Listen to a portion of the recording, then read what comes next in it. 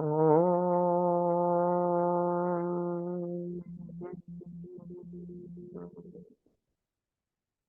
ओम श्रीं महालक्ष्मी स्वाहा।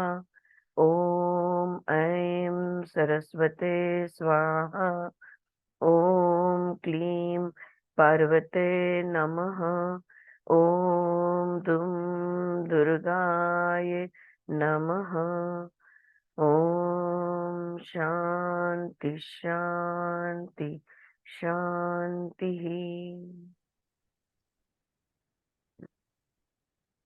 So this is the prayer which is given in the starting of the book. पुस्तक के शुरुआत में ये प्रार्थना दी है, तो हम इसी को रोज बोलेंगे। Alright, we are on page number 13. Okay, और सवाल ये था, earlier you said that all soul feelings have primordial joy in them. Is this always true? For example, don't we suffer when those we love suffer? हमारे प्रियजनों को जब दुख होता है, आप कह रहे हो कि परमानंद की अवस्था में हर क्षण रहना होगा, लेकिन जब हमारे प्रियजन जो है, हमारे नजदीक के लोग हैं, इनको जब दुख होता है, तो क्या हमें दुख नहीं होगा? परमानंद की अवस्था में रहेंगे तो क्या दुख नहीं होगा? ये सवाल है। तो the suffering of the loved ones causes one to suffer only because of the unresolved suffering that hides within oneself. अगर हमारे अंदर दुख है तो दुख होगा, अगर हमारे अंदर कहीं दुख है ही नहीं तो दुख नहीं होगा। हमें करुणा महसूस होगी, हम उनको समझ पाएंगे, we will empathize, we will sympathize, but we will not suffer is the point here. The one who has attained liberation from all suffering does not suffer when others suffer. जो दुख से पूरी तरह मुक्त हो गया है, वो किसी और के दुख से दुखी कभी नहीं होता। ऑलराइट, इस बात को बहुत अच्छी तरह समझने की जरूरत है। बिकॉज हम कहेंगे नहीं नहीं, हमने तो हमारे शरीर, हमारे मन के दुख को मिटा दिया है। ठीक है, चलो अपने खुद के दुख को, हम मन और शरीर के जो दुख है, the sufferings of our own body and our own mind, we can attain freedom from that. But when our near and dear one suffer, don't we suffer? No, we don't is the answer. अगर हमारे अंदर दुख है तो दुख होगा, अगर हमारे अंदर दुख खत्म हो चुका है तो कहाँ से आएगा? वो जो है अंदर वही महसूस होगा, अगर अंदर नहीं है तो महसूस नहीं होगा। Such a being feels the primordial joy in all soul feelings, and because the compassion of such a being has primordial joy in it, it heals the one who suffers. अंदर दुख का अंश नहीं है और फिर बाहर किसी को भी कितना भी कोई भी प्रकार का दुख हो, अगर मेरे अंदर दुख का अंश नहीं है तो मुझे दुख नहीं होगा। और अगर मेरे अंदर दुख नहीं है तो क्या है? કાલની પેલી જે હતી એમાં શીખવાનું કેટલું હતું કે તમે हाँ, तो मेरे अंदर जो अगर दुख नहीं है तो क्या है? राइट, सुख ही सुख है ना, परम आनंद की अवस्था है। अगर दुख नहीं है तो बचा क्या? परम आनंद बचा। ऐसा व्यक्ति जो है, वो जो सामने वाला दुखी है ना, उसको भी हीलिंग दे सकता है। उसके सानिध्य में जो दुख मना रहा है वो भी ठीक हो सकता है। ये ताकत उसमें होती है। It heels the one who suffers. Know that soul feelings are experienced at varying level of intensity in the physical realm because soul consciousness is interacting with both body consciousness and mind consciousness. If the mind is silent, the body becomes naturally rested, and thus soul feelings are felt with much ease and great aliveness. देखो, soul feelings की हमने कल पूरी list पढ़ी थी। आनंद, प्रेम, मुक्ति, शांति, प्रज्ञा, creativity, bliss, ecstasy, laughter, happiness, celebration, beauty, patience, contentment, courage, confidence, बहुत लंबी लिस्ट हमने पढ़ी थी। ये चीजें, ये जो भाव है, इसको कहते हैं आत्मिक भाव। और ये आत्मिक भाव हमें महसूस क्यों नहीं होते? क्योंकि हमारा मन बहुत शोर मचा रहा है। हमारे मन के अंदर इतना शोर है, इतनी आवाज है, इतना कांस्टेंट कॉन्वर्जेशन, इतना कांस्टेंट बातें हो रही है कि वो आत्मिक भाव हमें महसूस नहीं होता। तो जब भी मन शांत हो जाएगा, ये सारे आत्मिक भाव जो है, ये हमें बहुत अच्छी तरह से हम महसूस कर पाएंगे। या so we will feel it and with much ease and great aliveness, बड़ी आसानी से इस आत्मिक भाव को हम जान पाएंगे। If the mind is in turmoil, however, the body becomes agitated. क्योंकि दूसरा एक मुद्दा यहाँ पे ये है कि मन अशांत है तो शरीर शांत नहीं हो सकता। Mind over matter. If the mind is not quiet, the body cannot be quiet. If the mind is quiet, the body becomes relaxed.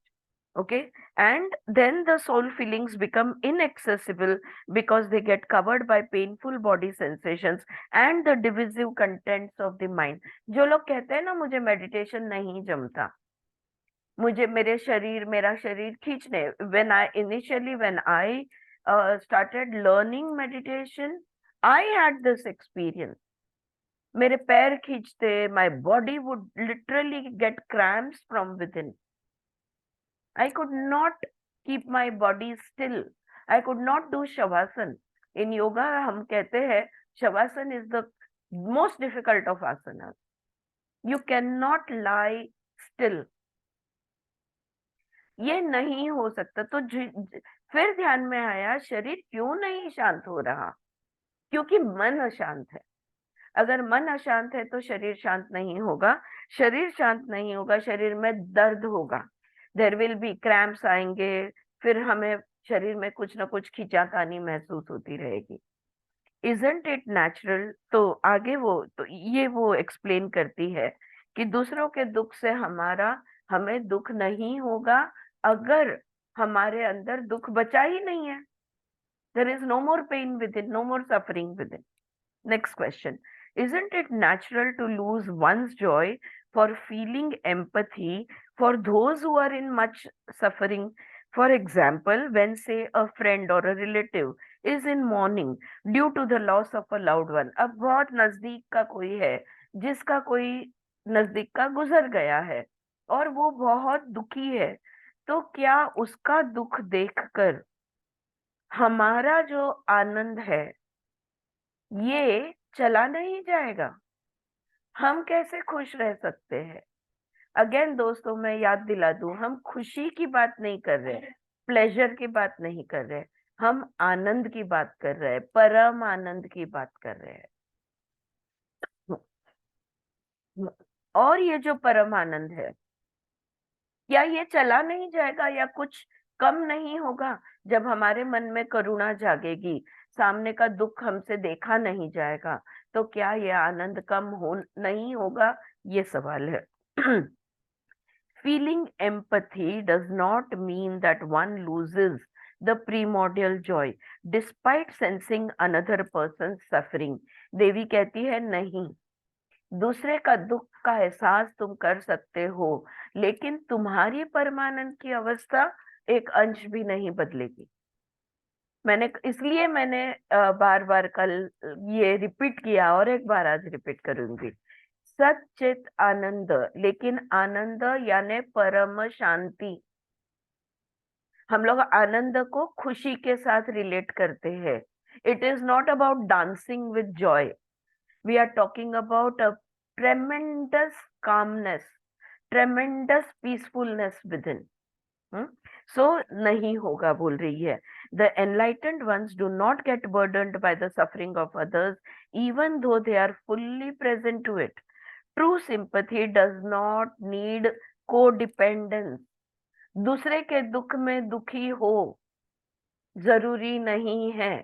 इसलिए पतंजलि जब मैत्री करुणा मुदितो उपेक्षा, ये कहते हैं सुख दुख। तो मैत्री करुणा, दुख के साथ वो बोल, ये नहीं सुख के साथ सुख और दुख के साथ दुख, ये नहीं बोल रहे वो। हाँ, जो सुखी है उसके साथ तुम सुख मनाओ, जो दुखी है उसके साथ दुख मनाओ, बिल्कुल नहीं। करुणा महसूस करो। तुम दुख नहीं मनाओगे। तुम कब दुख नहीं मनाओगे? जब तुम्हारे अंदर का दुख खत्म है। You will know how much of pain exists within you when you can feel it for somebody else. Huh? So, true sympathy does not create codependence. Empathy expressed as a kind look, a compassionate smile, a reassuring hug, or sharing a joyful memory of the loved one who has passed away can help the one in mourning. अगर किसी का कोई गुजर गया है, वो दुख में है, तो बस शब्दों की जरूरत भी नहीं है। मैं बहुत बार समझाने की कोशिश करती हूँ, no, in my counselling sessions, you don't have to use word, you don't have to say I love you. बच्चा है, पीठ पीछे हाथ घुमा दो, सर पे हाथ रख दो, प्यार से उसको हक कर लो। कोई तुम्हारा दोस्त है जो दुखी है, उसके कंधे पे एक हाथ रख लो। You know, there are gestures, and नजर से तुम कन्वे कर सकते हो कि तुम उनका दुख समझ सकते हो। You can express your sympathy, your empathy in so many different ways other than words, right? An enlightened being who has awakened to the primordial joy feels sympathy, empathy, and compassion, but does not suffer. हाँ, दूसरे का दुख समझ सकते हैं, करुणा महसूस कर सकते हैं, लेकिन खुद दुखी नहीं होते। या मन का दुख अलग और आत्मा का दुख अलग। आत्मा दुखी हो ही नहीं सकता वैसे। हाँ, लेकिन मन का सुख अलग और आत्मा का सुख अलग। एक है जो प्लेजर है और दूसरा जो है वो ब्लिस है। बहुत फर्क है दोनों में। As Jesus surrendered to the joy of oneness with God, he would empathize with the suffering of even those who crucified him. देखो, यीशु क्रिस्त जो है, जीसस क्राइस्ट, जब इनको लटका रहे थे, इनके प्राण त्यागने का समय आ गया, उस समय में भी उनकी क्या प्रार्थना थी? हे भगवान, इन्हें माफ कर देना, ये नहीं जानते ये क्या कर रहे हैं। He could feel sympathy, he could feel compassion for his own torturer. यानी वो भगवान के साथ कितने एक रूप थे। तो जो एनलाइटेंड मास्टर्स है, ये दुख तुम्हारा समझ सकते हैं, लेकिन दुखी होना, किसी का दुख समझने के लिए खुद दुखी होना जरूरी नहीं है। वो रो रहा है, तुम भी बाजू में बैठ के रोने लगो, ये जरूरी नहीं है। हाँ, ये मन की बातें होती है, और मन तो संकल्प विकल्प, मन हमेशा ही यो में रहता है। सो he would empathize the suffering of those who had crucified him. अगला सवाल, how is empathy different from compassion? थोड़ा सा मुझे भी इसका, if any of you can give me the, देखो, कंपैशन को करुणा कहते हैं, और एम्पैथी शब्द इंग्लिश में अगर मैं मतलब समझाऊं तो किसी का दुख समझ पाना या किसी की अवस्था में खुद को महसूस करना। You know, to step into somebody's shoes and be able to understand their situation is sympathy. All right, but to feel compassion, uh, uh, these are very, बहुत नजदीक आता है। पिटी, सिंपैथी, एम्पैथी एंड कंपैशन, ये चार words है ना, ये बहुत एक दूसरे को लग के आते हैं, फिर भी इनमें बहुत डिफरेंस है। या pity is a very negative emotion, sympathy is one step better. Yeah, where you can say, oh, I know, they're there, I understand what's happening to you, right? Empathy will be where you can feel what that person is going through, and compassion is when that person is, when you feel it, you are able to reach out to that person, for to heal that person, to help that person. That is what is compassion. आरती, हाँ स्वाती, बोल. इकडे म्हणजे आपलं हे द्वैत आणि अद्वैत आलं. कशामध्ये? अद्वैत मध्ये आपण जेव्हा म्हणू एकरूप होऊन जातो आणि त्याला समजून घेतोय, आणि परत आपण त्याला हील करायला तो वेगळा मी वेगळा आणि हील करतो. ओके. एम्पथीमध्ये त्याला त्याच्या शूज मध्ये आपण आहोत, आपण बरोबर. तिथे, मग तिथे आणि अद्वैत झालं. पण अद्वैत नाही होत स्वाती. अद्वैत म्हणजे आपण जसं म्हणतो ना, त्याला एकरूप आपण त्याच्याशी एकरूप होणे. हा ओके, एकरूप ग्रँटेड. तशा ह्याने. ओके. आणि मग परत ते समजून घेऊन त्याला हे त्याला करताना तो वेगळा मी वेगळा मी वेगळा आणि आणि त्याला समजून त्याला मदत करणे. हम्म, हा, तर तिथे करुणा येते. करुणा ऑल येते. Right. Okay. So how is empathy different from compassion? जसं आपण म्हणतो ना सांत्वन करणं, सांत्वन करणं. त्याच्याशी थोडं रिलेट होऊन आपण त्याचं सांत्वन करतो ना. सिंपथी आहे ना, ते सांत्वन आहे. अच्छा.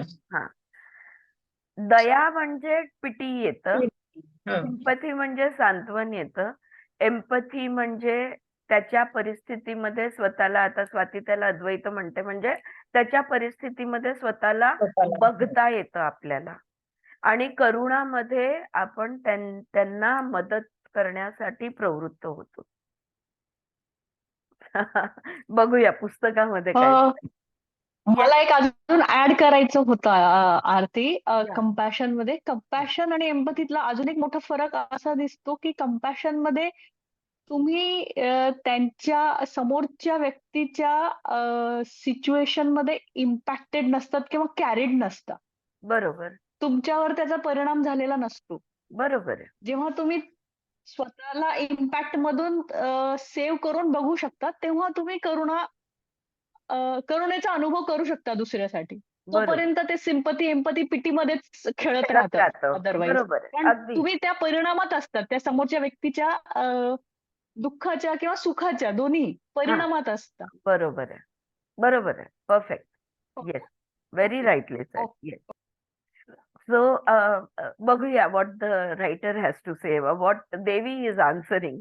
Okay, how is empathy different from compassion? Devi जवाब देतीये, एम्पथी मेल्ट्स इनटू कंपॅशन. जर स्वतःला दुसऱ्याच्या जागेवर आपण इमॅजिन करू शकतो किंवा समजू शकतो, तर आपल्या मनामध्ये करुणा जागी होणार. हाँ? अगर खुद को दूसरे की जगह पे रखकर हम एम्पथाइज कर सकते हैं तो हमारे मन में करुणा आएगी. वरना हम जानवी ने जो वर्ड यूज किया, हम सांत्वन करेंगे लेकिन हमारे मन में हम उनकी जगह पे खुद को इमेजिन नहीं कर पाएंगे. जिसको स्वाति ने अद्वैत कहा, तो हम सांत्वन करेंगे लेकिन खुद को उसके जगह पर इमेजिन, उसकी परिस्थिति को हम महसूस कर सके, तो हम अपने आप एम्पथी जो है ये करुणा में, कंपैशन में बदल जाएगी. Empathy melts into compassion, so compassion is a larger ocean. करुणा जो है ना, ये बहुत बड़ी चीज है, इसकी व्याप्ति ज्यादा है. एम्पथी, सिंपैथी, इन चीजों से करुणा की व्याप्ति बहुत ज्यादा है. The compassion of Jesus and numerous bodhisattvas is filled with blessings of joy and healing for everyone. Compassion किसे कहते हैं, करुणा किसे कहते हैं? जब तुम्हारे दिल से दूसरों के लिए सिर्फ और सिर्फ दुआएं निकलती है और तुम उनके लिए उनका जो भी दुख है ये मिट जाए, यही प्रार्थना तुम्हारे मन से निकलती है. ये होता है कंपैशन, जो जीसस क्राइस्ट, गौतम बुद्ध या जो भी बोधिसत्वज है, इनको महसूस होता है. व्हाइल एम्पथी, मध्यंतरी ते सुवर्णाने शेअर केलं तसं, गॉड ब्लेस यू. प्रत्येक कुठल्याही सिच्युएशनला सिच्युएशनला कुठल्याही गॉड ब्लेस यू म्हणायचं. अरे अरे नका म्हणू. Yes, true. While empathy and compassion in their purity have no suffering and could project one's own suffering in these feelings. अब ये भी हो सकता है कि जो महसूस हो रहा है ना हमारा दुख, देखो किसी और के दुख को समझना, अगर समझो मेरा कोई, अब मेरे पिताजी नहीं है, राइट? तो मेरे अंदर अगर मेरे पिता के न होने का दुख है, तो किसी और के पिता जब गुजर जाता है ना, तो मुझे दुख महसूस होता है. क्यों महसूस हुआ? क्योंकि मेरे पिता के गुजर जाने का दुख मैंने अभी तक ठीक नहीं किया है, उसका हीलिंग नहीं हुआ है। हाँ, और फिर मैं उसको समझ पाती हूँ, फिर मैं उसको सांत्वन दूंगी, सिंपैथाइज करूंगी, जो भी मुझे मेरा दर्द मुझे जो अलाउ करेगा वो सब कुछ मैं करूंगी। ये परमानंद परम शांति की अवस्था नहीं है। You are just responding from your pain to their pain. Okay, ये फर्क ध्यान में लेना है। लोग कहते हैं ना कि हाँ मैं गुजरी हूँ इस चीज से, तो मैं तुम्हारा दुख समझ सकती हूँ, और फिर तुम्हें भी वही दुख महसूस होता है। वो दुख महसूस कब क्यों हुआ? क्योंकि your pain is still there, it isn't healed, and so you will keep, so you will reach out. That is another kind of compassion at a very physical realm. While empathy and compassion in their purity have no suffering, लेकिन actually करुणा में कोई दर्द नहीं है, कोई दुख नहीं है। One could project one's own suffering in these feelings. Think of mother Teresa. अब ये बहुत अच्छी बात यहाँ पे उन्होंने कही है। मदर टेरेसा के बारे में सोचो, did she suffer while she was serving the poor and the destitute of India? अब मदर टेरेसा ने तो अपनी पूरी जिंदगी दुख के हवाले कर दी। उनके सामने खड़ा रहने वाला हर बच्चा, हर व्यक्ति ये दुखी ही होता था, तड़पता ही होता था, मानसिक या शारीरिक व्याधि से त्रस्त होता था। ऐसे ही व्यक्ति उनके पास आते थे, तो वो क्या खुद दुखी होके घूम रही थी? हाँ, very good question. So, and a very good example, I should say. While she did have a dark night of the soul, कहाँ, जब उनको ऐसा नहीं है कि उनको दुख महसूस नहीं होता था, लेकिन जब उनको दुख महसूस होता था, उनका आत्मा तड़प उठता था कभी कभार वो सारे मानव जाति के लिए। So it was not for this child or that man or this woman or this beggar or that leper. It wasn't like that. It was for the whole humanity. While she did have her dark night of the soul, her faith in Jesus and God healed not only the suffering of many around her, but also her own suffering. लेकिन उसकी भक्ति, उसका विश्वास, Jesus Christ का में उसका विश्वास और भगवान पे उसका विश्वास कि सब कुछ ठीक हो सकता है, इस चीज का जो विश्वास है, इस विश्वास से ना ही दूसरे ठीक हो जाते थे, उसका खुद का दुख भी खत्म हो जाता था। Towards the end of her life she felt N inexpressible Joy, okay, arising from within whenever she felt love, mercy, forgiveness, gratitude, compassion, peace and freedom. अंत में, उनके जीवन के अंत में, जब भी उन्हें प्रेम, दया, क्षमाशीलता, ग्रैटिट्यूड, करुणा, शांति, मुक्ति, इसका एहसास जब भी उनको होता था ना, वो बहुत खुश हो जाती थी, खुशी समा नहीं पाती थी। So she used to be in परमानंद अवस्था। दिस जॉय, एक्चुअली इतना दुख उन्होंने जिंदगी में देखा कि वो दुख से डूब जानी चाहिए थी उस चीज में, पर क्या ऐसा हुआ? ऐसा नहीं होता।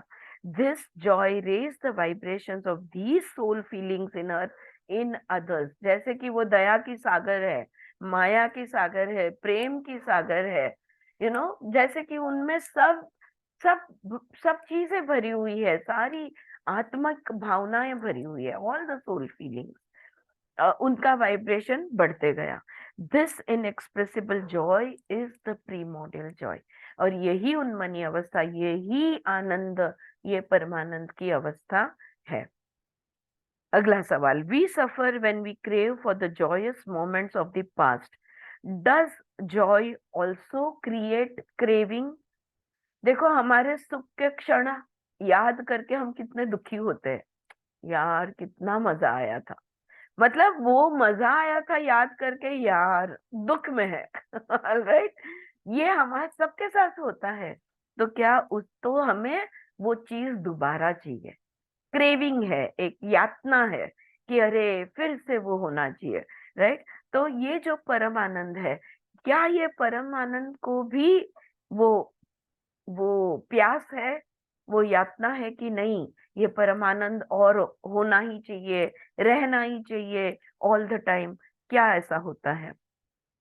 देवी कहती है, देखो मैं तुम्हें एक सीक्रेट बताती हूँ, herein lies the secret, craving for ordinary joys keeps one stuck in the past और the future.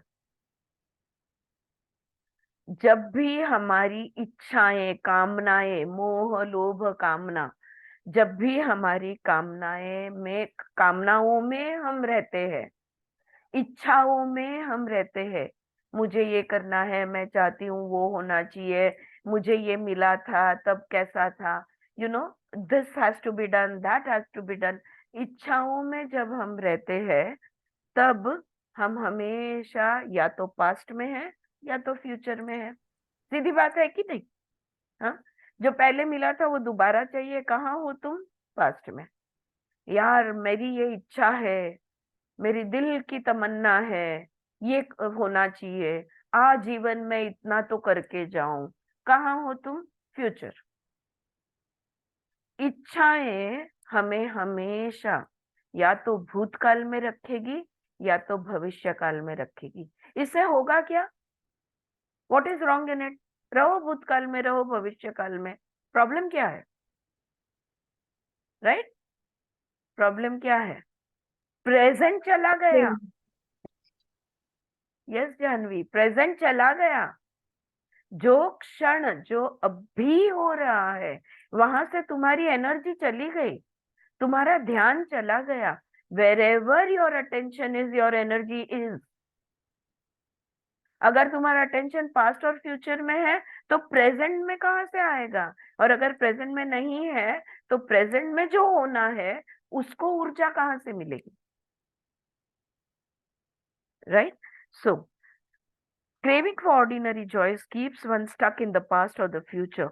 On the other hand, ordinary joys infused with the primordial joys brings one to the present. अगर तुम परमानंद की अवस्था में हो, हाँ, अगर तुम परम शांति, परमानंद, आत्मिक अवस्था में तुम हो, कोई तुम्हें कुछ मस्त खाने को लाके देता है, कोई तुम्हें कोई भेंट देता है, तुम्हारी मन की कामना जो है, तमन्ना जो है, वो पूरी हो रही है, तो तुम उस चीज को पूरी तरह से महसूस कर पाओगे।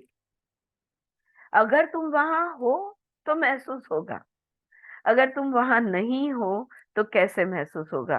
तो सिंपल सिंपल चीजों का भी आनंद दुगना हो जाएगा अगर तुम परम आनंद, परम शांति की अवस्था में हो।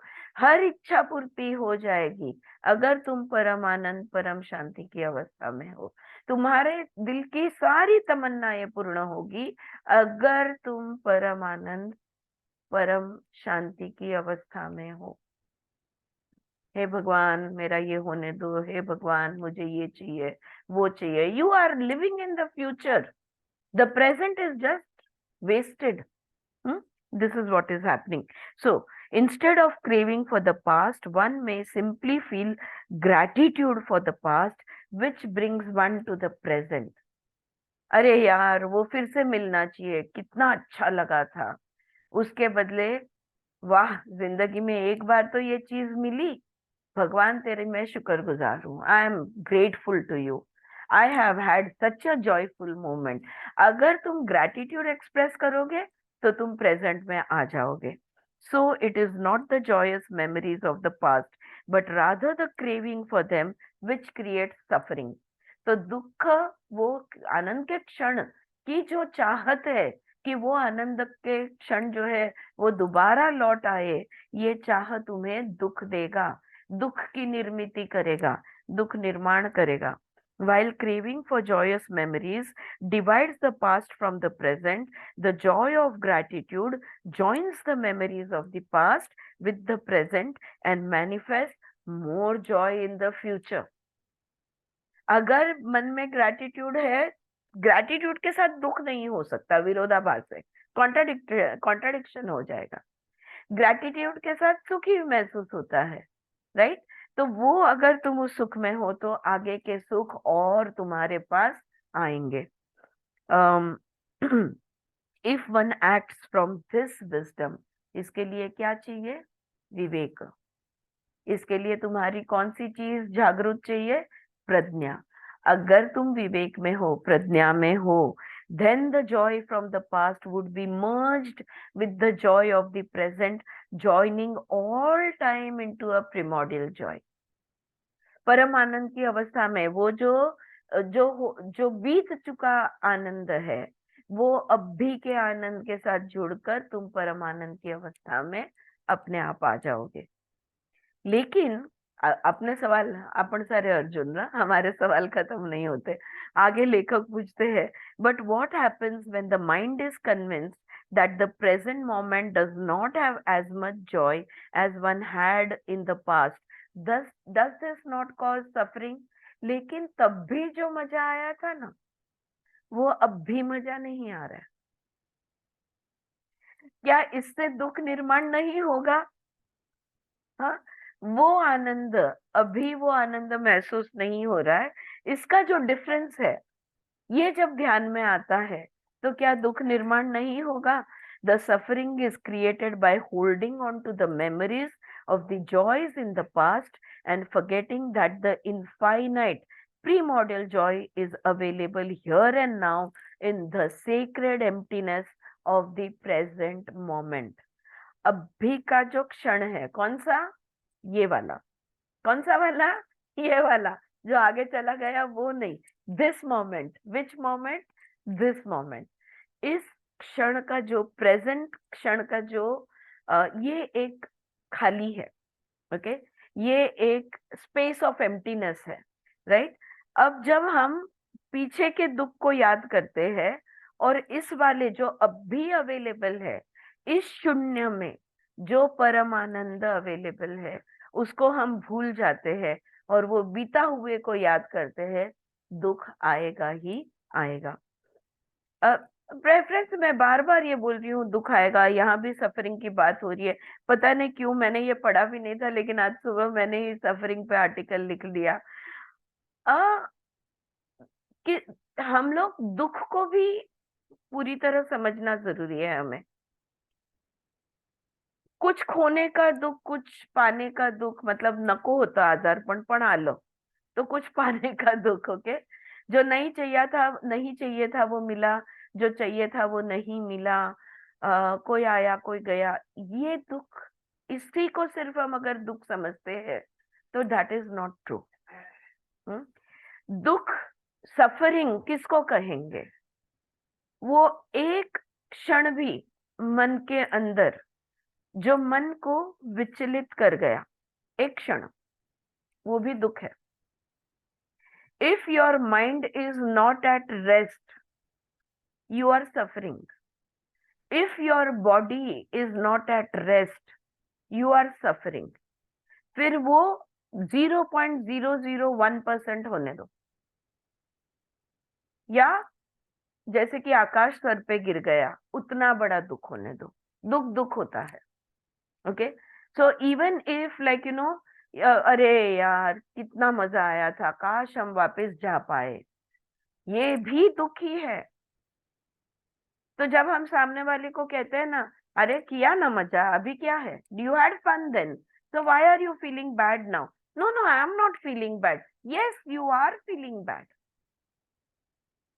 माइंड डिनाई करता है कि नहीं मुझे नहीं बुरा लग रहा। ऑफ कोर्स तुम्हें बुरा लग रहा है, वरना तुम ये बात करते ही नहीं, तुम उस स्मृति को याद करते ही नहीं। या सो बड़े बड़े दुख का इमेजिनेशन मत करो। हमारा दिल हर क्षण दुख में होता है, हर क्षण। उसको कुछ ना कुछ जो नहीं चाहिए वो मिला हुआ होता है, या जो चाहिए वो नहीं मिला हुआ होता है, as simple as that. But the heart is all the time in suffering, the mind is all the time in suffering. So be very clear, we are not talking about big pains and big sufferings. We are talking about anything which is disturbing chitta vritti, anything which is disturbing your consciousness, right. Anything, तुम्हारा जब चित्त वृत्ति को निरोध, इसलिए Patanjali give the definition, चित्त योग, what is yoga? Yoga is चित्त वृत्ति निरोध। ये वृत्ति हमारा कॉन्शियसनेस में कोई हलचल नहीं आनी चाहिए, राइट। अगर हलचल आई है एक छोटी सी भी लहर है तो भी वो सफरिंग ही है। बस ये मैं क्लियर करना चाहती थी। फ्रॉम दिस, तो आप इमेजिन कर सकते हो कि कौन से हद तक माइंड और बॉडी को रिलैक्स्ड होना जरूरी है, कौन से हद तक। Yes Suchitra, go on. हा मी जस्ट एक उदाहरण देते की आपलं रीडिंग चालू असताना पण काही जण म्हणतात, अरे माझं काल रीडिंग बुडलं, हाँ, आरती मला हे हा ऐकायचं होतं, म्हणजे ते पण एक छोटंसं सफरिंगच सफरिंग झालं ना. आहे हा 100%। ती हा तो सोचो, every thought can be a suffering. बोले नहीं पर विचार आया, आप दुख में हो या मैंने कहा ना, कुछ करना था नहीं करने को मिला, कुछ नहीं करना था वो करना पड़ा। Anything, anything can give you suffering, and in fact we are most of the time in suffering. Rarely we are calm and relaxed and quiet. If you are experiencing calmness, relaxation and quietness, you are not in suffering. Any moment you are not experiencing this, you are suffering. फिर वो कोई भी प्रकार का होने दो, right? So from this space of emptiness, which is also fullness, no effort is made to repeat the joyous moments of the past. अगर ये क्षण पूर्ण इस क्षण के शून्य के पूर्णत्व में तुम अगर हो, कोई खेद नहीं होगा। Like the example which Suchitra के, कोई खेद नहीं होगा किसी भी चीज का। या so however it is the nature of the mind to ruminate on the past. लेकिन मन का स्वभाव क्या है? What is the nature of the mind? जो भी हो चुका है उसको चबाते रहना। ये मन का जो भी, वो गाय बकरियां करती है ना, भर लेती है बहुत सारा और फिर बैठ के रूमिनेटिंग, चबाती रहती है। ये मन का स्वभाव है, nature of the mind. It is the nature of the mind to ruminate on the past, not realizing that a higher choice exists. मन ऐसा क्यों करता है? क्यों? आज ही जो मैंने लिखा था, why is suffering? What is the Vedantic perspective of suffering? The Vedantic perspective, अविद्या. avidya, ignorance. We don't know that there is another choice. अगर तुम जानते हो कि तुम्हारे पास चॉइस है, यानी अगर तुम्हारे पास उस चीज का ज्ञान है, if you are enlightened, if you are educated, if you know that you have another choice, you don't have to sit and do that, ruminate over the past. You will take it. You will take it. अगर अच्छा choice मिलता है तो कौन नहीं लेना चाहेगा, right? So a higher choice exists. The mind can surrender to the body and soul. मन को शांत किया जा सकता है। इस बात को अगर तुम मानो तो है, ना मानो तो नहीं है, right?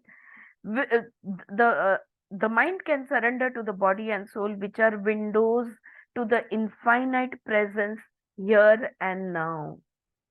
उस परमात्मा को, उस परब्रह्म को, उस कॉस्मिक फील्ड को, उस यूनिवर्सल फील्ड को अगर तुम छूना चाहते हो, अगर जुड़ना चाहते हो, भगवान से तुम जुड़ना चाहते हो, तो इस क्षण में रहोगे तो जुड़ पाओगे। पास्ट या फ्यूचर में गए तो नहीं जुड़ोगे। फिर आगे सवाल, generally we associate joy with positive situations in our life. However, don't we also feel a perverse joy in the present moment when bad things happen to others? थोड़ा ये अलग सवाल यहाँ पे उन्होंने पूछ लिया कि जब भी कुछ अच्छा होता है हमें खुशी महसूस होती है, राइट? लेकिन कभी कभी जब दूसरों का बुरा होता है तब भी हमें खुशी महसूस होती है। ये सच है या नहीं है, राइट? देवी कहती है, thoughts, emotions and attachments to body sensations clump together to create the ego. Okay? जो भी विचार है, भावनाएं है, राग द्वेष है, यानी अटैचमेंट्स है, हमारे शरीर के साथ जो हमारा लगाव है, ये सब एकत्रित जब होता है तब क्या तैयार होता है? ईगो, अहंकार। Living with an ego is suffering. अगर तुम अहम भाव अहंकार के साथ हो तो तुम दुखी हो।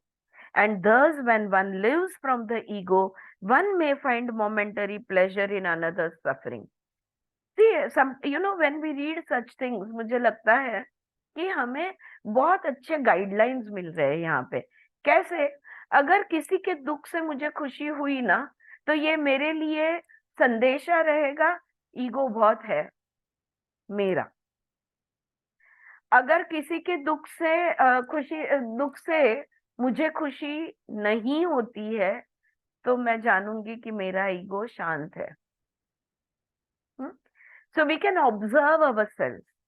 When somebody is in pain or somebody suffers financial loss या किसी का बुरा होता है, तो क्या हमारे मन ही मन में थोड़ी सी खुशी की लहर आकर जाती है? अगर आकर गई तो समझ लो अपना ईगो बहुत बड़ा है। Then you have to start working on the ego. All right. Now, such fleeting pleasures of ego are not joy. इसको, ये ऐसे क्षण को हम आनंद नहीं कह सकते। The ego creates the illusion of joy. Ego जो है ना, इसने एक आनंद का भास तैयार किया, आभास तैयार किया। सच नहीं है, ये आनंद नहीं है। और ऐसी खुशी leaves one drained after the momentary pleasure. तो किसी का कुछ बुरा हुआ ना, स्पेशली दुश्मनों का, राइट? हाँ, दुश्मनों का जब बुरा होता है तो जिसका वो दुश्मन है उसको खुशी होती है।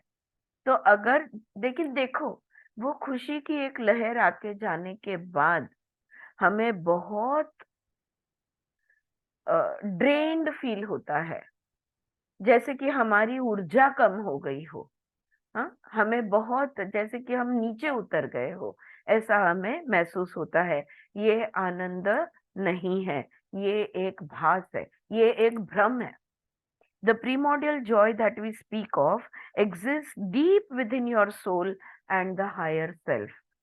जो परम आनंद, परम शांति की बात हम कर रहे हैं, वो तो आत्मा में स्थित है, हमारे बिल्कुल भीतर सेंटर पॉइंट में ये है। और हमारी जो हायर कॉन्शियसनेस, यहाँ पे बसता है परमानंद। This joy is uncaused and unconditional and it has no beginning and no end. ये जो परमानंद, परम शांति की अवस्था है, इसे न कोई शुरुआत है, न कोई अंत है, इसे न कोई कारण है, और इसे न कोई कंडीशंस अप्लाई है। बेवजह होता है ये आनंद। This joy does not see any separation between the self and the other because there is no ego in this joy. वो दूसरे को खुद से अलग ही नहीं समझता। वो दूसरे को खुद से अलग समझेगा तो उसे वो दुख होगा ना। जब वो दूसरे को खुद से अलग ही नहीं समझता तो कैसे दुख होगा, right? One experiences this joy when the mind is completely silent.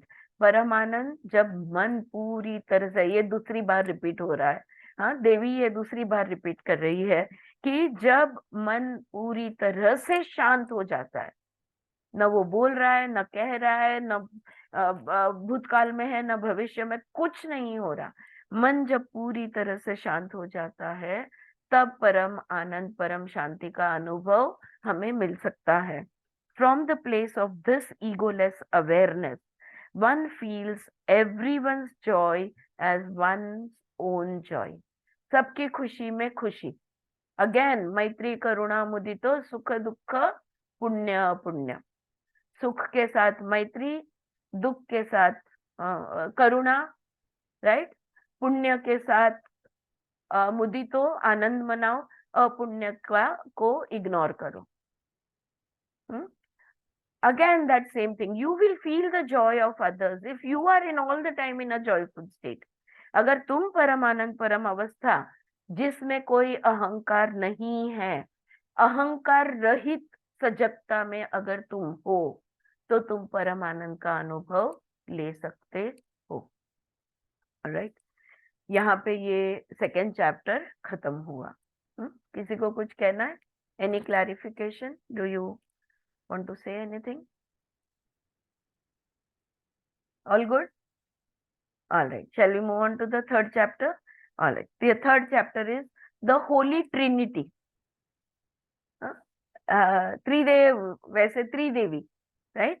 How, अभी अगला सवाल है, how can the knowledge of soul feelings help us in our spiritual transformation?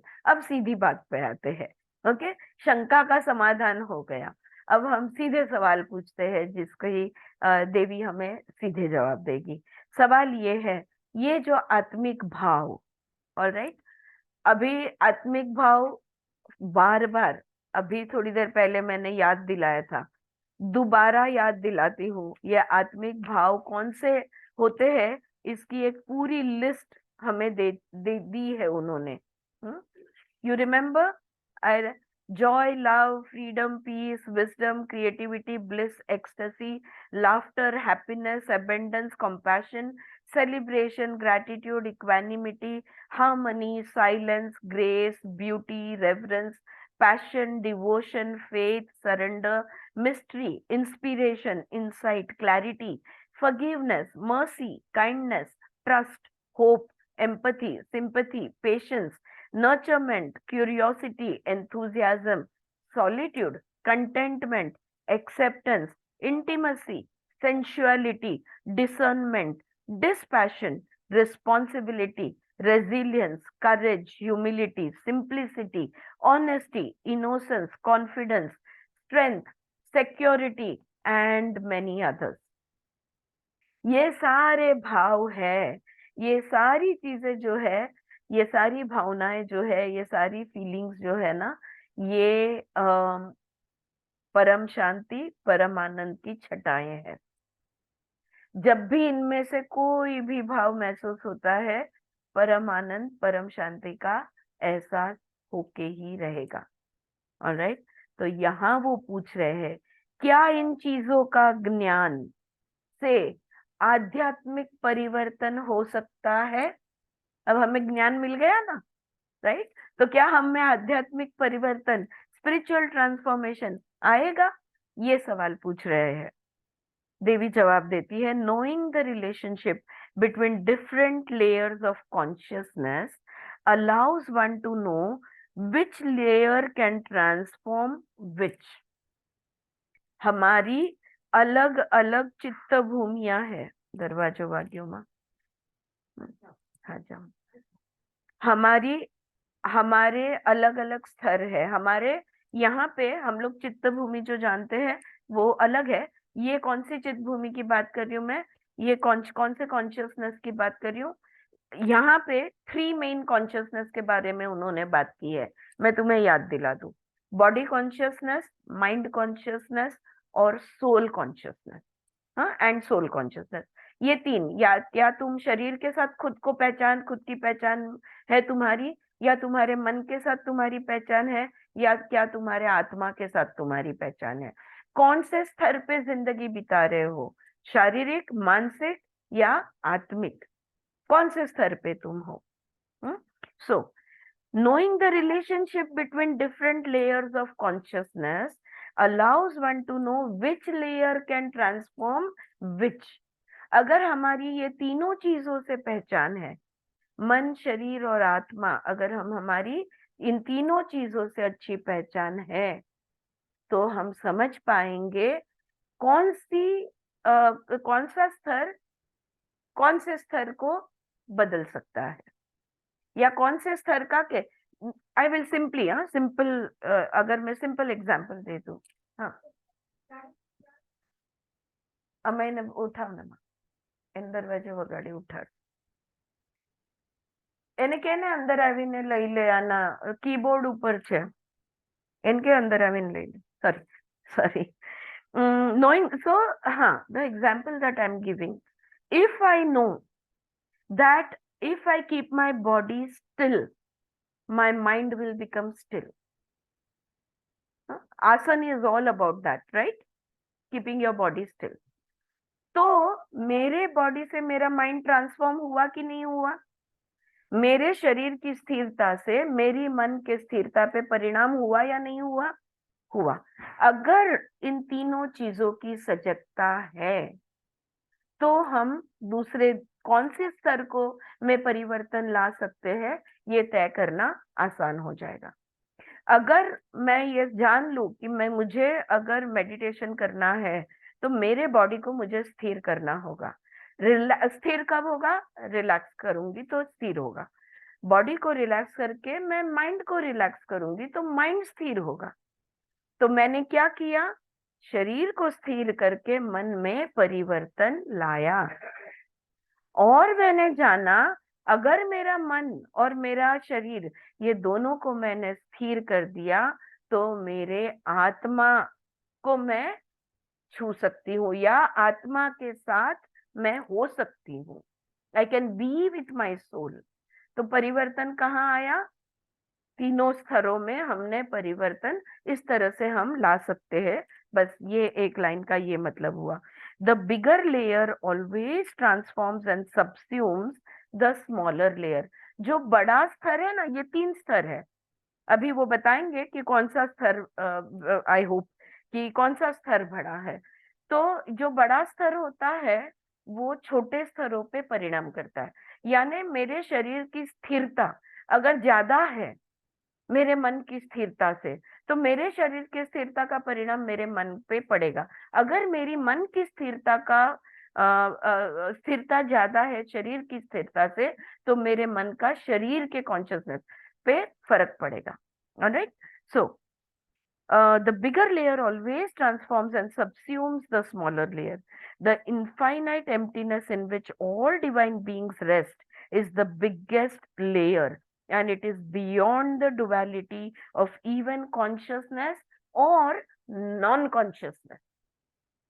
इसके बारे में हमने ईशावास्य में, छांदोग्यों में पढ़ा था। है भी नहीं और नहीं है भी नहीं। There is no presence, but there is also no absence. So the infinite emptiness in which all divine beings rest, तो वो जो अनंत है, वो जो अनंत में जो भगवान, जो देवताएं विराजमान है या देवियां विराजमान है, वो सबसे बड़ा स्तर है। तो सबसे बड़ा स्तर कौन सा हुआ? Cosmic layer, where all the gods reside. अभी विष्णु जी 4.5 महीने से शैया में थे, राइट? कल जागेंगे। हाँ, so the infinite emptiness in which all divine beings rest is the biggest layer and it is beyond duality. ये द्वैत से परा है। यहाँ पे कुछ है भी नहीं है और नहीं है भी नहीं है, तो ये द्वैत में बिल्कुल नहीं है। This layer contains everything and nothing and is beyond both. इसमें कुछ है भी नहीं, कुछ नहीं है भी नहीं, ये है और नहीं है के परा है, दोनों से परा है, right? The oceans of soul feelings are smaller than the infinite emptiness. तो सबसे बड़ा स्तर कौन सा हुआ? The universal consciousness, the cosmic consciousness, right? जिसको हम परब्रह्म, परमात्मा या ब्रह्म कहेंगे। अगर वेदांतिक लैंग्वेज यूज करेंगे तो ब्रह्म कहेंगे, या अगर हम सांख्य योग की भाषा यूज करेंगे तो पुरुष कहेंगे। पुरुष विशेष ईश्वर, सर्वव्यापी जो है वो, तो वो ईश्वर, तो वो सबसे बड़ा है। उसके बाद कौन सा है? परमात्मा के बाद, परमात्मा से छोटा कौन है? आत्मा, the individual soul, right? So the oceans of soul feelings are smaller than the infinite emptiness into which, I'm sorry, I'll go back to this layer contains everything and nothing and is beyond both.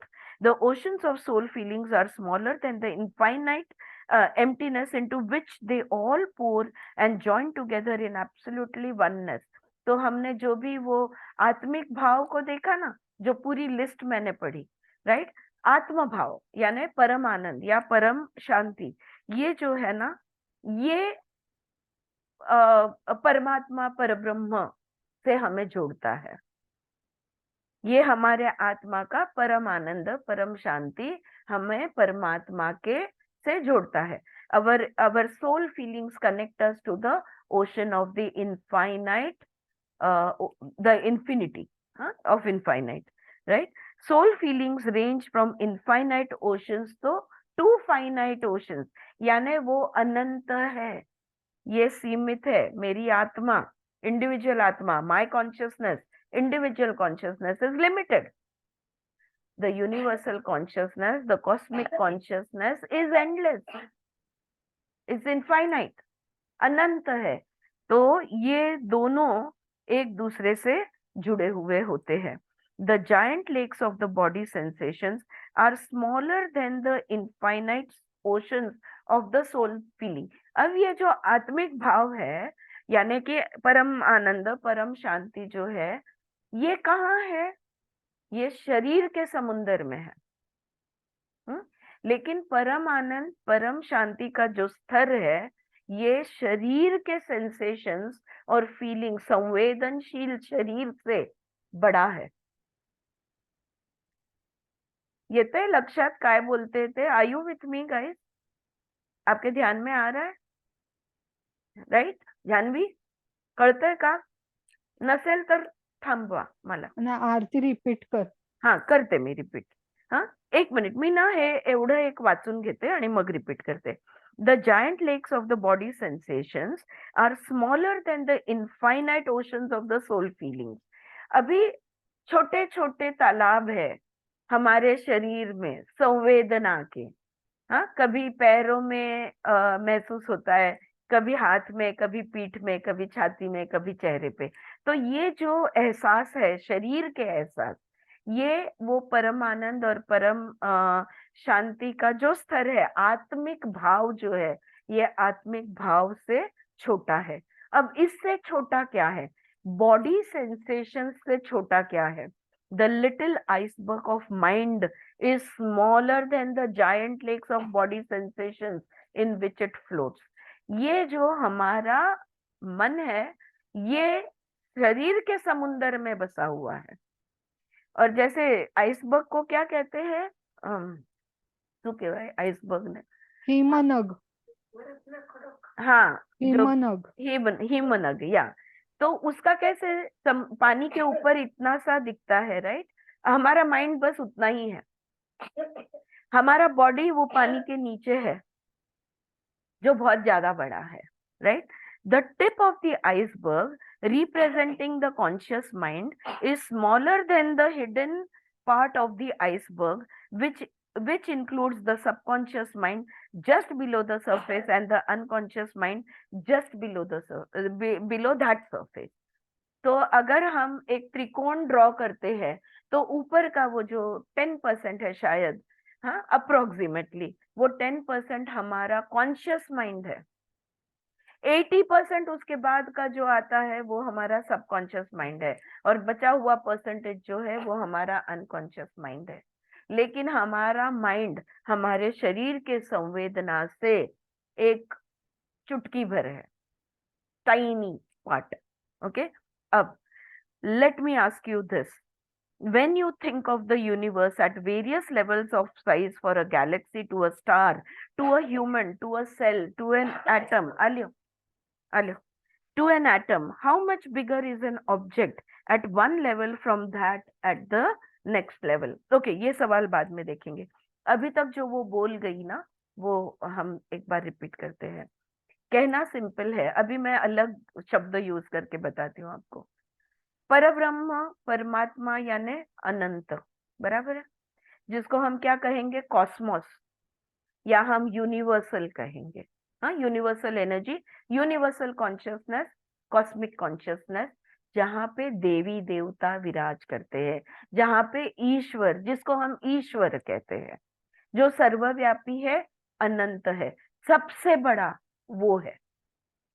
उसके अंदर हमारी आत्मा आती है. You know the Russian dolls, आपने देखा है?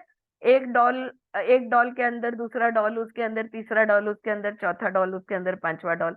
बस बिल्कुल उसी तरह से आप इमेजिन कर सकते हो.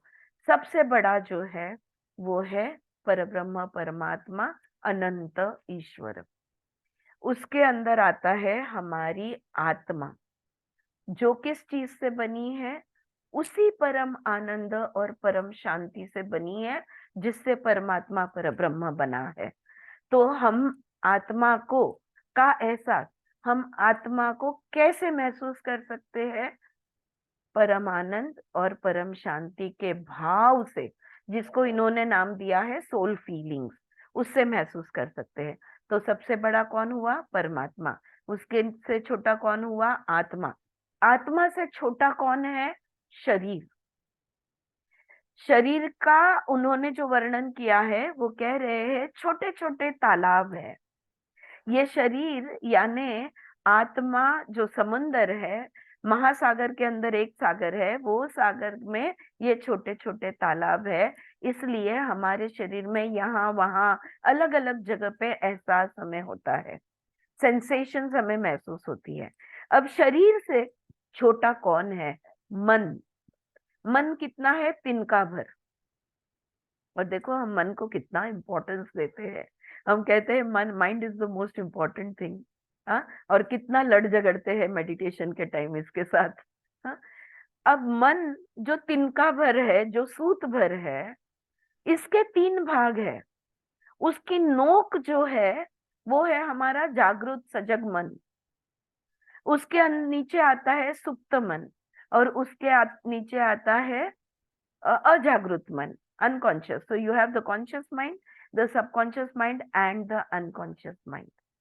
अब रचना ध्यान में आई आपके? आता कळलं? क्लियर? या वंडरफुल। तो ये देवी ने समझाया कि देखो इस तरह से हमारी रचना है, और हम हमारी पूरी जिंदगी, सबसे छोटा अंश जो है वो भी मन के ऊपर का नोक, म्हणजे एखाद्या सुईच्या डोळ्या एवढं, eye of a needle is our conscious mind. और हमारी पूरी जिंदगी हम इस माइंड के हवाले हमने कर दी है। एक जिंदगी नहीं, अनेक जिंदगी, life times after life times we are in surrender to this one dot of mind, which is like महासमुंदर में जो कोई मायने नहीं रखता, but we give it so much of importance. That is one thing. Now she is saying, let me ask you this. देवी कहती है अब मैं तुम्हें एक सवाल पूछती हूँ। When you think of the universe at various levels of size, जब तुम इस ब्रह्मांड के बारे में सोचते हो, उसके व्याप्ति या उसके साइज के बारे में तुम सोचते हो, from a galaxy to a star to a human to a cell to an atom, how much bigger is an object at one level from that at the next level? देखो तुम बोलते हो ब्रह्मांड, ब्रह्मांड में एक तारा, सबसे बड़ा तारा कौन सा है? Which is the biggest star? सूर्य, right? Sun is a star, okay, it's the biggest star. So सूर्य। उससे छोटा कौन? मनुष्य। मनुष्य से छोटा कौन? उसकी पेशी।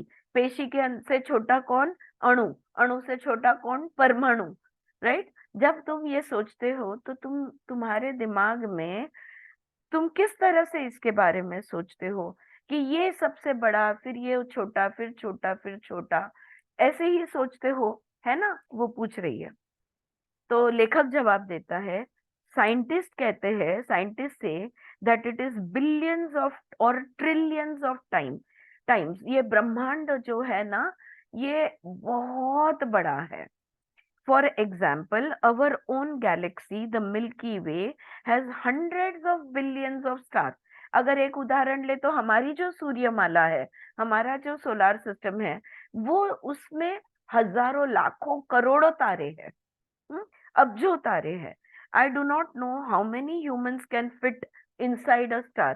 अब एक तारे के अंदर कितने मनुष्य फिट हो सकते हैं मैं नहीं जानता, but I am sure it is more than I can imagine. लेकिन मैं कल्पना करूं उससे कहीं अधिक होगा। A human body has tens of trillions of cell. कोई भी एक मनुष्य शरीर अब्जों, ट्रिलियंस ऑफ पेशियों से बना हुआ है, एंड ईच सेल, और फिर भी उसमें का हर cell is about 100 trillion atoms. हर पेशी, अणु, परमाणु अब जो अणु परमाणु से बने हुए हैं, हर पेशी, हाँ, ये शरीर उतने trillions of cell, each cell trillions of atom. देवी यहाँ पे कहती है the differences in the levels of consciousness are somewhat similar to this. तो इसमें का जो फर्क है, जो सजगता का जो फर्क है, वो बस बिल्कुल ऐसा ही है। The infinite emptiness is much vaster than each of the soul feelings. तो ये जो शून्य है, ये शून्य किसी भी, जिसको हम परमात्मा पर ब्रह्म कहते हैं, ये किसी भी आत्मा से कहीं अधिक बड़ा है। The infinite oceans of soul feelings are much vaster than the giant lakes of body sensations. The giant lake of body sensations are to the little iceberg of mind what a cell is to an atom. तो anyway, यहाँ पे देवी कहती है, हाँ बस बिल्कुल, मैंने आपको ऑलरेडी ये समझा दिया, okay, so I will not go into it. बस बिल्कुल उसी तरह से फर्क हमारे सबसे अधिक क्या है, उससे कम क्या है, उससे कम क्या है, इसमें आता है। ओके, यहाँ पे मैं अपनी कुछ बात कहना चाहूंगी अगेन, फिर से दोबारा। ऑलराइट, ये जो हम 14 लोक कहते हैं, सप्त लोक कहते हैं, 7 डायमेंशंस या 14 डायमेंशंस जो हम कहते हैं, इसमें क्या फर्क है? भू, भुव, स्वह, मह, जन, तप, सत्य, ये हमारे ऊपर के डायमेंशंस हो गया। नीचे के पाताल लोक तक के सारे अलग अलग 7 डायमेंशंस, वो अलग है। ये इसको डायमेंशंस हम कहते हैं, और हमारा माइंड इमेजिन करता है रशियन डॉल की तरह कि बाबा सबसे बड़ा ये, उसके अंदर ये समाया है, उसके अंदर वो समाया है, उसके अंदर वो समाया। सजगता जो होती है, कॉन्शियसनेस जो होता है, अभी हमारी सजगता क्या है? मैं हूं, ये तो अभाई है। पहले हमारी सजगता क्या थी? ये शरीर यानी मैं हूं। फिर थोड़ा सा अभ्यास किया, समझ में आया ये मन यानी मैं हूं। फिर थोड़ा अभ्यास किया, फिर देखा नहीं नहीं, ये बुद्धि यानी मैं हूं। अन्नमय कोश, प्राण, ये प्राण यानी मैं कोश हूँ। मनोमय कोश, विज्ञानमय कोश, आनंदमय कोश, और अब मैं हूं आत्मा। मैं ये, I am not the body, I am not even the mind. तो फर्क कहाँ पे है? फर्क हमारे कॉन्शियसनेस में है। क्या हम बॉडी लेवल की कॉन्शियसनेस में जीते हैं? क्या हम माइंड लेवल की कॉन्शियसनेस पे जीते हैं? क्या हम इंटेलेक्ट लेवल की कॉन्शियसनेस पे जीते हैं? या क्या हम सत्य, the truth of the soul, उसकी कॉन्शियसनेस पे जीते हैं? कहाँ पे हम जी रहे हैं? तो सजगता के ये जो स्तर है, तो बहुत गड़बड़ कर रहे हैं लोग। जब डायमेंशंस की बातें होती है तो उनको लगता है कि नहीं, यहाँ से निकल के कहीं किसी और लोक में जाना होगा, फिर उस लोक से निकल के तीसरे लोक में जाना। कहीं नहीं जाना है। हमारा भू से लेके सत्य तक, भू, भुव, स्वह, मह, जन, तप, सत्य, सारे लोक अब भी इस क्षण में है। अगर मैं ब्रह्मांड की सजगता में हूं, if I am in cosmic awareness, if I am in cosmic consciousness, मैं सत्यलोक में हूं। If I am in body consciousness, मैं भूलोक में हूं। If I am in mind consciousness, मैं भूवलोक में हूं, महलोक में हूं। कोई अलग लोक नहीं है। Please make this very clear. कहीं से कहीं नहीं जाना है। जो भी कुछ है अब भी है, यहाँ है, इस क्षण में है। इस क्षण मैं कौन से लोक में जी रही हूं, मैं कहाँ हूं, वो मेरा लोक है। Clear? This is very important. we all have to elevate ourselves, ascending होना है, हमको उभरना है। कहाँ उभरना है? कौन सा एसेंशन के बारे में बात कर रहे हो? एसेंड यानी क्या? ये शरीर उठ के कहीं नहीं जाने वाला है कि मैं नीचे चेन्नई के किनारे पे रह रही थी, अब मैं हिमालय में रह रही हूँ। नहीं, कहीं नहीं जाना है। जो भी है ये हमारी चित्त की अवस्था है। consciousness. That is the only reality, that is the only truth. Everything else is an illusion. All 14 lokas are illusions. Existence of lokas are also an illusion. What is the only truth? I am. That's the only truth.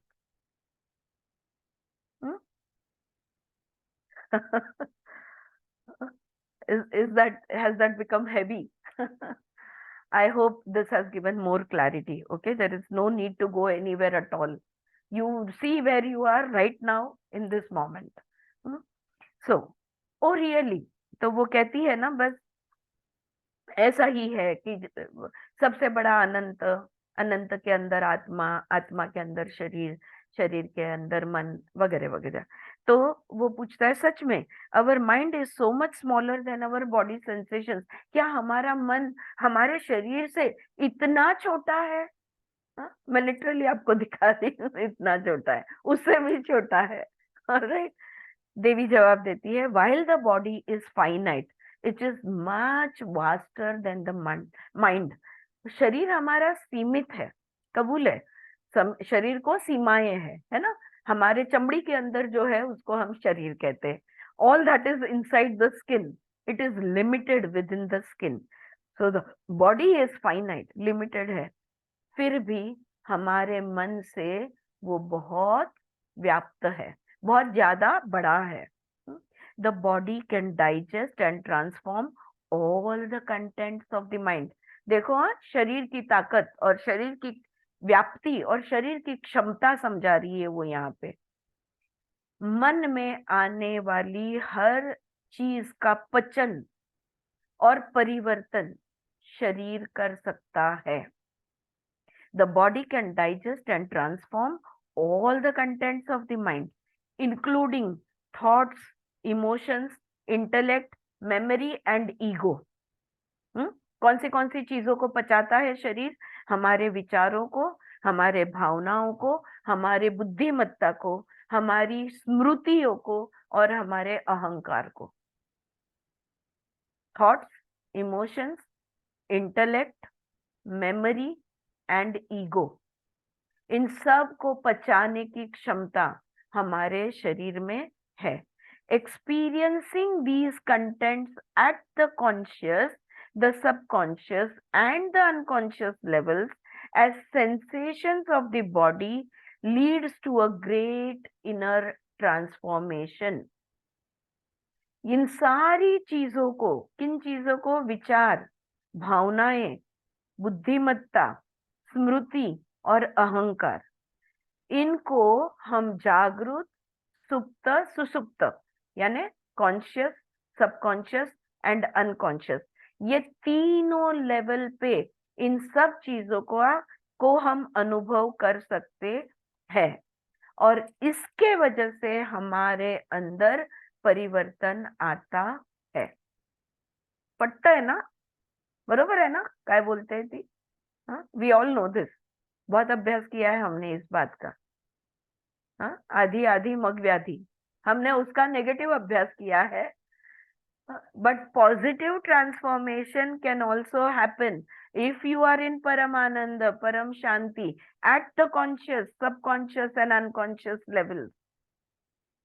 Inner transformation, परिवर्तन होके ही रहेगा, सकारात्मक परिवर्तन, right? Surrendering the conscious mind into the body, ये जो जागृत मन है इसको समर्पित कर दो. Surrendering the conscious mind into the body, शरीर मन से बहुत ज्यादा बड़ा है. मन को शरीर के हवाले कर दो. कैसे करेंगे मन को शरीर के हवाले? Surrendering the conscious mind to the body, मन को शरीर के हवाले कर दो. कैसे करेंगे? Through yoga, through breath and tantric methods opens the door to the subconscious mind and the unconscious mind. हमारे सुप्त मन में और सुसुप्त मन में क्या चल रहा है, सबकॉन्शियस और अनकॉन्शियस में क्या हो रहा है, हम नहीं जानते. लेकिन ये कॉन्शियस माइंड को जब हम शरीर के हवाले कर देते हैं। कैसे? कहाँ है मेरा मन? मेरी सांसों में बसा हुआ है। क्या कर रही हूं मैं? श्वसन सजगता, breath awareness. All the time I am with my breath. Where am I? In my breath. योग करते हैं और अनेक ऐसे साधन हैं। Meditation is also one of them. हाँ, मन को शरीर के हवाले कर दो। जब हम ये करते हैं तब अपने आप सुप्त मन और सुषुप्त मन खुल जाता है, द सबकॉन्शियस माइंड। एंड इसलिए पतंजलि कहते हैं योग चित्त वृत्ति निरोध, ये पहले करो। जो तुम्हारी चित्त में वृत्तियां यानी जो तुम्हारे कॉन्शियस विचार चल रहे हैं ना, इनको रोको, सस्पेंड देम। जब तुम इनको रोकोगे तो तुम्हारा सबकॉन्शियस ओपन होगा, उसके अंदर से बहुत कुछ पिछले जन्मों का कुछ निकलेगा। जब सबकॉन्शियस क्लियर हो जाएगा तो अनकॉन्शियस खुलेगा। हाँ, पतंजलि जो समाधि की अवस्थाएं बताते हैं, वो समाधि की जो अवस्थाएं हैं, यही हमें conscious to subconscious to unconscious ले जाने का तरीका है। So even if but if we are in सवितर्क, we need to go into nirvitarka. If we are in savichara, we need to go in nirvichara. If we are in, we have to enter the sananda and the sasmit. And still, that is when sananda sasmit में पहुंचोगे तो अंदर का unconscious mind खुलेगा।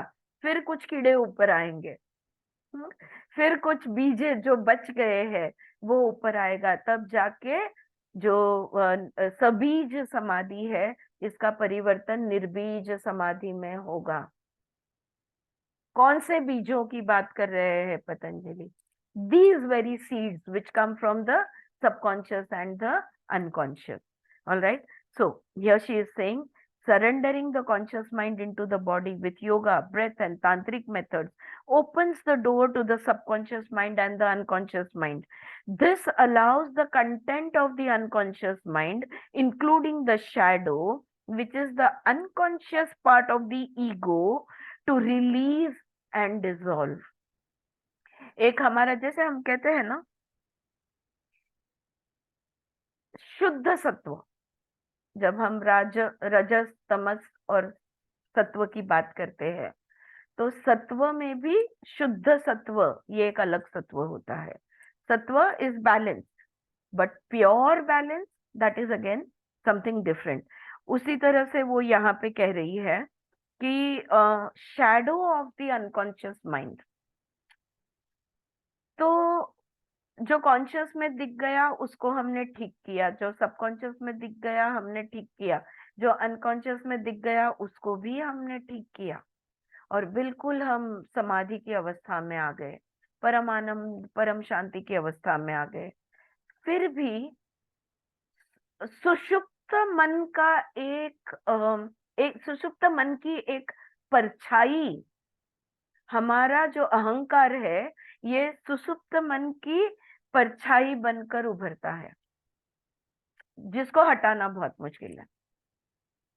हाँ, तो विच is the unconscious part of the ego, ये भी साफ हो जाता है, ये रिलीज हो जाता है, ये पिघल जाता है, ये डिसॉल्व हो जाता है।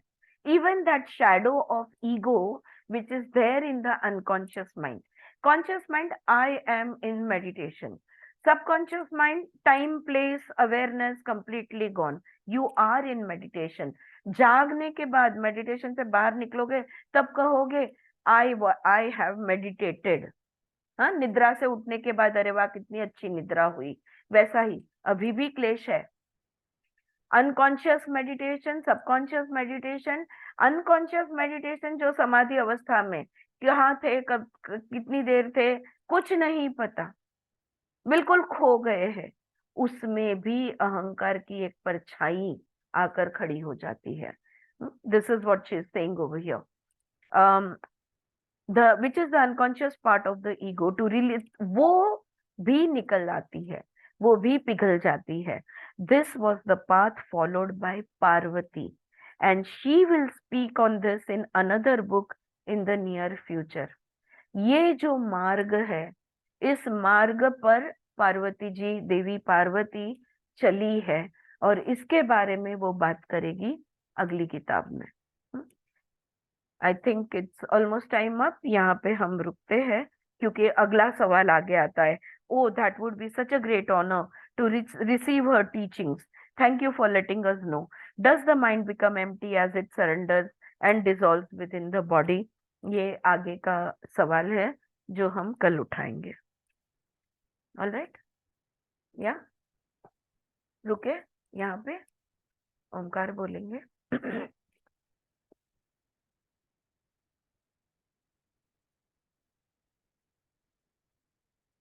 ओम शांति शांति शांति। हरि ओम तत्सत।